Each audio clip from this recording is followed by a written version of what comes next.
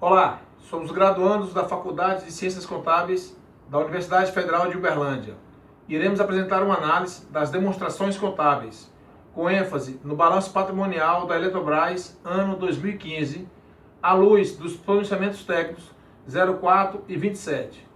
Nosso grupo é composto por mim, Osmarildo de Souza, pela Sirlene Aguiar, pelo Douglas Pires, pela Kênia Nunes e pela Bruna Damas. Bom, feitas as apresentações, abordaremos agora o nosso sumário, com o número 1, que é uma introdução que já está sendo feita, 2, um desenvolvimento, onde abordaremos a apresentação da empresa, a análise, o pronunciamento técnico 04, um relatório da análise desse pronunciamento técnico 04, o pronunciamento técnico número 27, um relatório da análise desse pronunciamento número 27, por fim, uma conclusão onde faremos as considerações finais.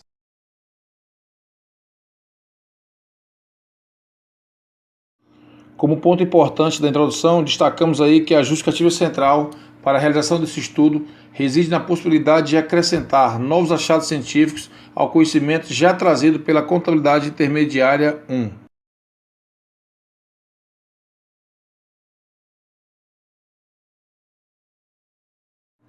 Bom, como ponto importante aí na apresentação da empresa, destacamos que a Eletrobras é uma companhia de capital aberta, registrada na Comissão de Valores Imobiliários e na Securities and Exchange Commission, com ações negociadas na Bovespa, no Brasil, na Latbex, na Espanha e na NYSE, nos Estados Unidos da América.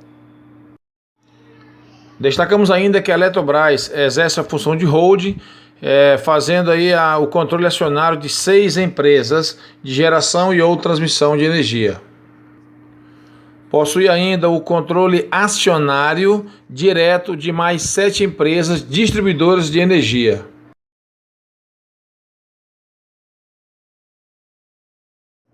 Para fazer a análise do CPC 04 e 27, buscamos informações sobre o ativo intangível e imobilizado da Eletrobras, disponível aí na rede mundial de computadores, no sítio da Eletrobras.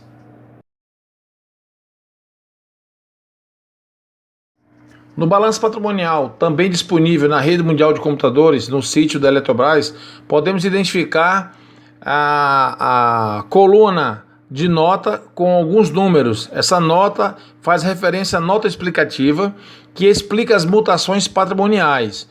No balanço patrimonial podemos comparar o balanço do último exercício, 2015, comparando com o balanço de 2014. Também podemos identificar nesse balanço patrimonial a parte da controladora, que é a Eletrobras, propriamente dita, e a parte do consolidado, que é o somatório das 13 empresas que a Eletrobras mantém o controle acionário direto. O objetivo desse pronunciamento é abranger aqueles ativos intangíveis que ainda não foram mencionados em outros pronunciamentos, mas não vai entrar nesse pronunciamento aquele que atende à definição de instrumento financeiro, os que têm direitos de exploração de recursos minerais, ativos que são mantidos para venda e ativos fiscais diferidos. Para ser considerado um ativo intangível, ele tem que satisfazer o critério de identificar-se, for separável da entidade e gerador de direitos contratuais, controlado e gerar benefício econômico futuro.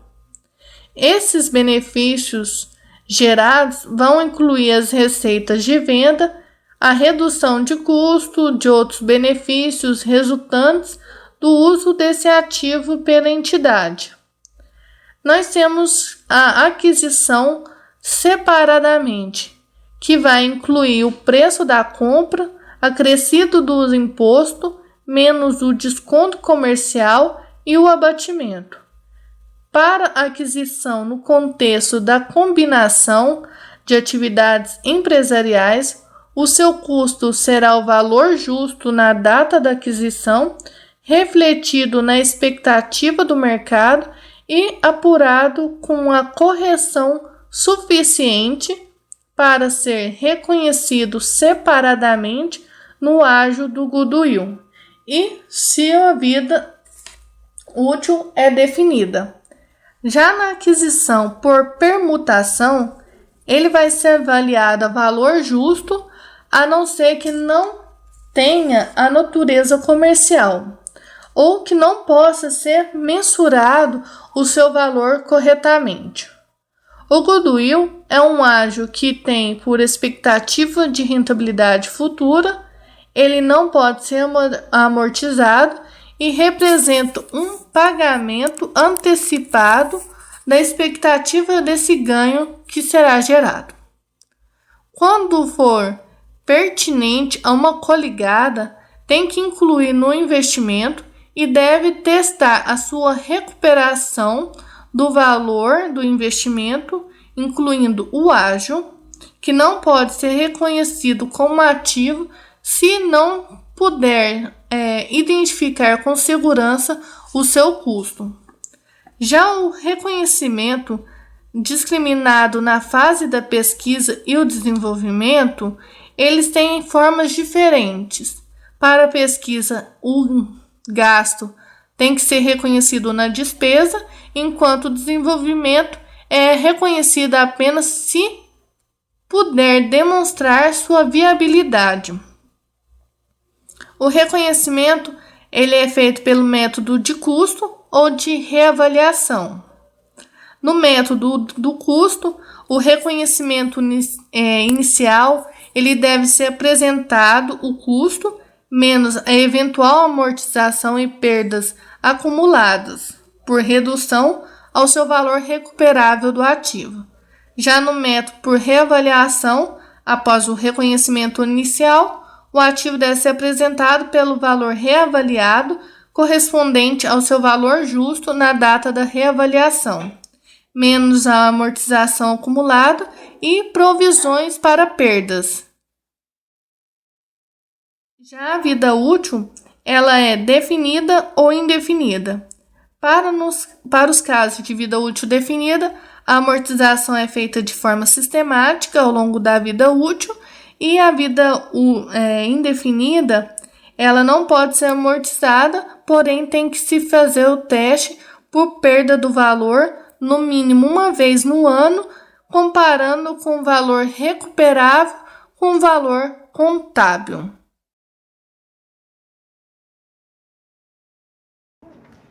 Sou a aluna Sirlene e vou apresentar uma breve síntese das análises do ativo intangível da empresa Eletrobras à luz do pronunciamento técnico 04. As demonstrações financeiras da Eletrobras foram elaboradas com base no custo histórico.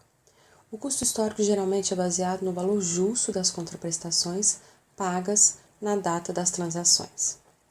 Essas demonstrações financeiras são apresentadas em real, que é a moeda funcional da empresa, e foram arredondadas para milhares, exceto quando indicado de outra forma.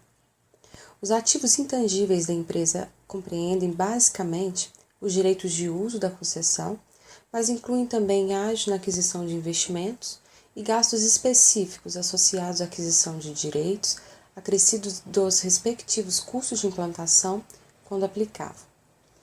Eles foram separados em ativos em curso, que refere-se ao saldo de despesas incorridas em conexão com projetos e obras de usinas de geração hidráulica, térmica e nuclear, além dos ativos em serviço, que referem-se ao direito de uso de softwares. Ela reconhece ainda como ativo intangível o direito de cobrar aos usuários pelos serviços prestados de distribuição de energia elétrica.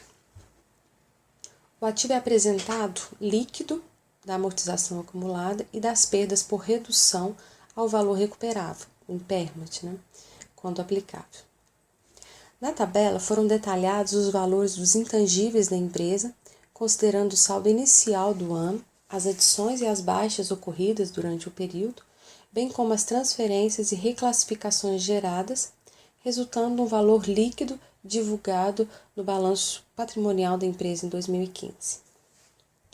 Ela divulgou que utiliza como critério de contabilização do ativo intangível a amortização linear, com base na vida útil dos ativos, e essa amortização reflete o padrão em que se espera que os benefícios econômicos futuros do ativo sejam consumidos pela Eletrobras, ou então o prazo final da concessão, o que ocorrer primeiro.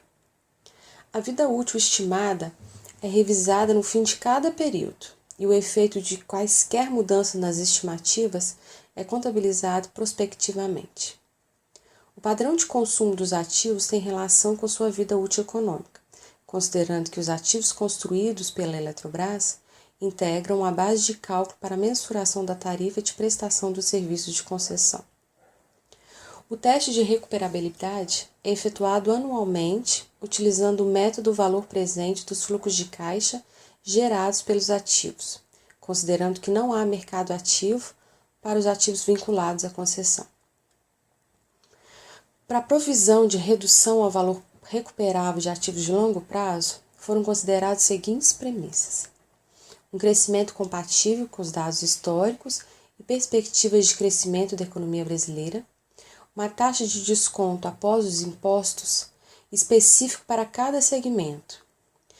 E ainda a empresa tratou como unidades geradoras de caixas independente todos os seus empreendimentos. Dessa forma, a análise verificou a necessidade de constituição, uma reversão de provisão para perdas nos empreendimentos do ano de 2015, um fato que gerou 232.293.000 no intangível da Eletrobras em relação ao ano de 2014.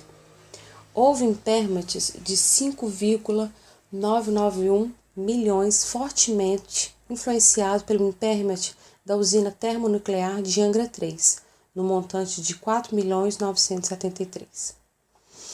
Por fim, as informações contábeis do ativo da empresa apresentam conformidade com o pronunciamento técnico 04 na maior parte dos itens divulgados.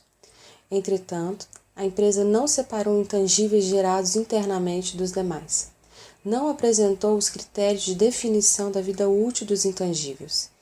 Não discriminou se há intangíveis adquiridos por meio de subvenção governamental ou oferecidos como garantias de obrigações, bem como não apresentou o valor dos compromissos contratuais advindos da aquisição de ativos intangíveis e não apresentou o total de gastos com pesquisa e desenvolvimento de projetos.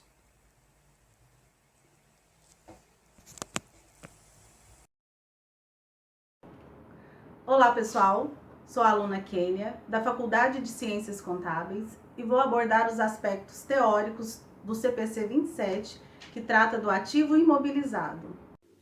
O CPC 27, objetivo discernimento dos usuários das demonstrações contábeis acerca dos investimentos das entidades em ativos imobilizados, bem como suas mutações.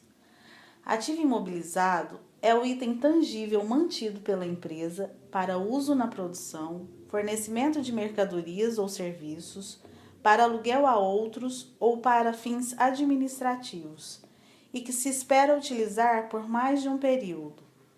O reconhecimento de um ativo imobilizado só se dará se este trouxer benefícios econômicos futuros e seu custo puder ser mensurado com absoluta confiabilidade.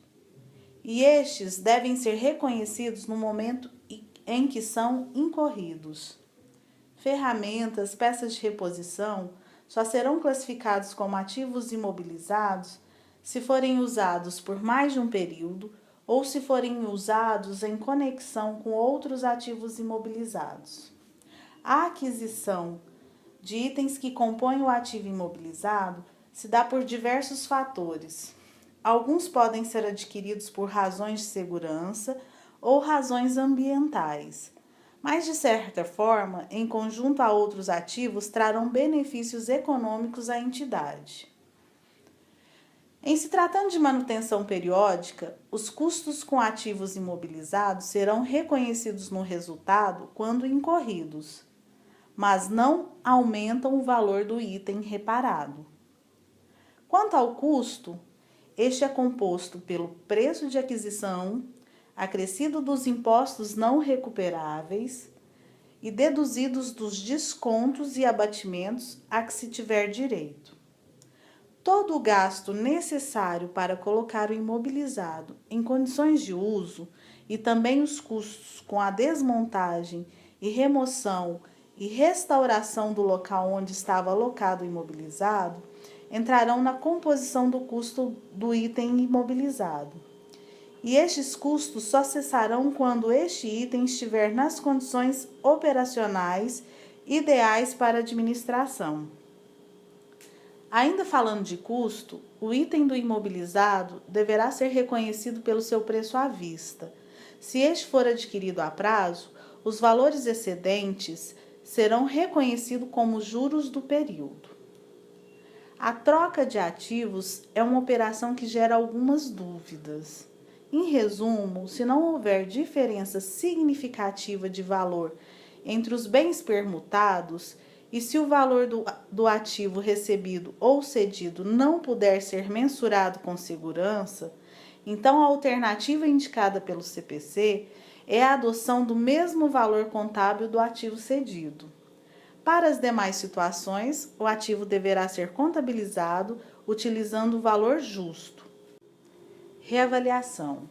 Se houver e for admitida por lei, a reavaliação de um ativo imobilizado deverá ser alocada diretamente contra o patrimônio líquido. Isso se o valor aferido for superior ao valor contábil anterior.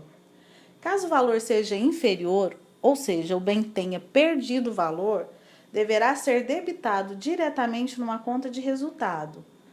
Mas, se na contabilidade da empresa existir a conta reserva de reavaliação e esta possuir saldo, deverá então ser alocado contra a reserva de reavaliação.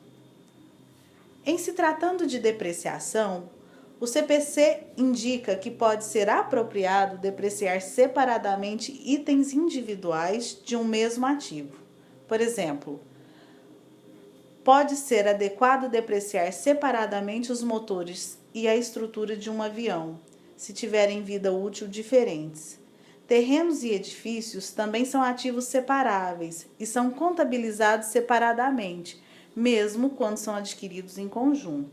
Já os fatores considerados na determinação da vida útil de um ativo são o desgaste físico normal, a obsolescência técnica ou comercial, uso esperado com base na capacidade produtiva e os limites legais, como término de contrato de arrendamento mercantil.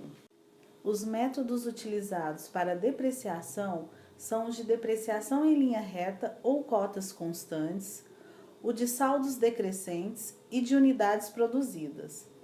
E a entidade seleciona o método que melhor se encaixa no padrão de consumo dos benefícios econômicos e nos seus padrões de administração. A baixa de itens do ativo imobilizado acontece por ocasião de sua alienação ou se não houverem mais expectativas de geração de benefícios econômicos futuros. Os ganhos ou perdas com a baixa de itens do imobilizado devem ser reconhecidos no resultado e serão determinados pela diferença entre o valor líquido da alienação, se houver, e o valor contábil do item. E a importância recebida deve ser reconhecida inicialmente pelo valor justo. Poderemos agora visualizar estes aspectos teóricos aplicados diretamente em uma análise feita a despeito do balanço patrimonial da companhia Eletrobras a seguir. Olá, eu sou o aluno Douglas e a partir de agora vou discorrer alguns aspectos relevantes do relatório sobre a análise do CPC 27 associado ao balanço patrimonial da empresa da CIA Eletrobras quanto ao item imobilizado. Antes de começarmos a falar sobre esses aspectos relevantes do CPC 27 aplicado ao balanço patrimonial da Eletrobras, o item imobilizado, é importante verificarmos panoramicamente como o imobilizado desta companhia é discriminado em seus balanços. Então, observando a tabela 3, que está disponível tanto nessa apresentação quanto no material impresso, nós podemos notar as seguintes informações: os itens discriminados em serviço, geração, administração, distribuição, em curso, geração, administração. Na verdade, estes são os itens do imobilizado. A maneira como essas informações são colocadas obedece, na verdade, a um manual de controle patrimonial do setor elétrico. Por isso, não são discriminados os itens conforme nós costumeiramente conhecemos durante as aulas de contabilidade.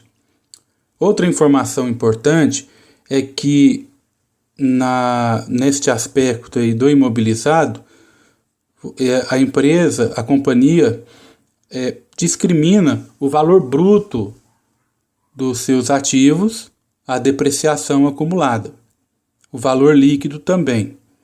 Então, nesta abordagem, nosso foco é em 31/12/2015. Então, nós temos, por exemplo, para o setor aí de geração, nós temos um valor de R$ 19.945.425. Agora, voltando realmente ao relatório propriamente dito, nós observamos claramente que neste relatório alguns itens relevantes, como o item 73, por exemplo, do CPC 27, quanto ao critério de mensuração. Lá diz que o critério de mensuração deve ser usado para determinar o valor contábil. E em seguida, a Eletrobras menciona em seu balanço que o imobilizado, ela mensura o seu imobilizado pelo custo histórico, deduzido da depreciação acumulada, que é o que nós vimos naquele modelo de balanço que eu mostrei agora há pouco. Então você tem lá o valor bruto menos a depreciação.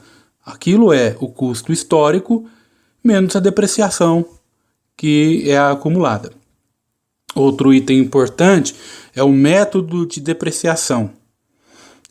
A Eletrobras segue a resolução da ANEEL, de 2 de junho de 2009. É importante a gente verificar com relação a essa informação, porque se nós buscarmos na lei, nesta resolução, nós observaremos que ela está revogada pela resolução 674, que na verdade trata de uma revisão do Manual de Controle Patrimonial do Setor Elétrico. No Manual de Controle Patrimonial do Setor Elétrico, nós observaremos todas as informações pertinentes sobre como o setor de energia das companhias deve discriminar os seus itens patrimoniais do imobilizado e também quais são os métodos de depreciação, quais são as taxas de depreciação. Então, muitas informações que a gente tentou fazer aqui um contraponto com o CPC 27, cruzar as informações, muitas vezes estarão lá no manual. Por isso que alguns itens, depois quem puder ter a oportunidade de consultar, está escrito: não é possível afirmar. Por que isso? Justamente pelo fato de que na hora que fizemos a análise não foi possível constatar no balanço, mas como a Eletrobras segue o Manual de Controle Patrimonial do Setor Elétrico, as informações podem sim estar concentradas lá. Quem quiser maiores informações, basta buscar mais detalhes no nosso material impresso. Obrigado.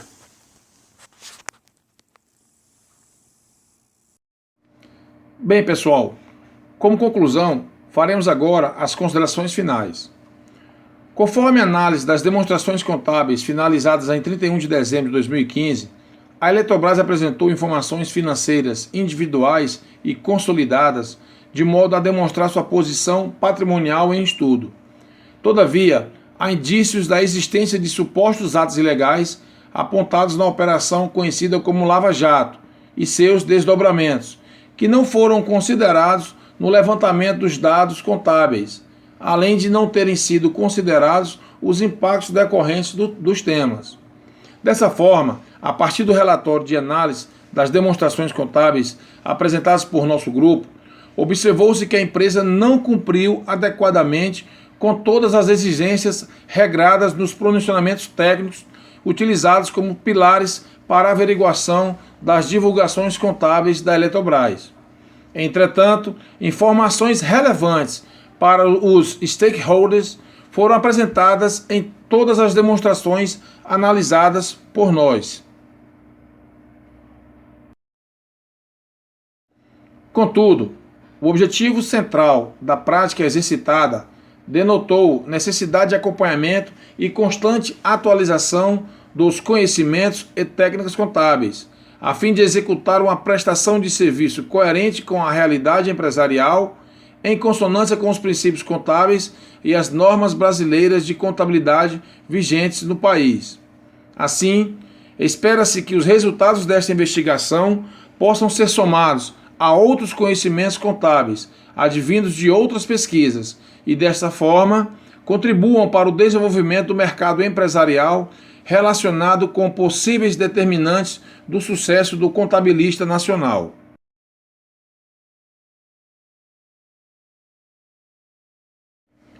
No estudo apresentado por nosso grupo, é possível ratificar que os ativos mantidos por meio de arrendamento mercantil financeiro são depreciados pela vida útil esperada, da mesma forma que os ativos próprios, ou por um período inferior, se aplicável, conforme termos do contrato de arrendamento em questão.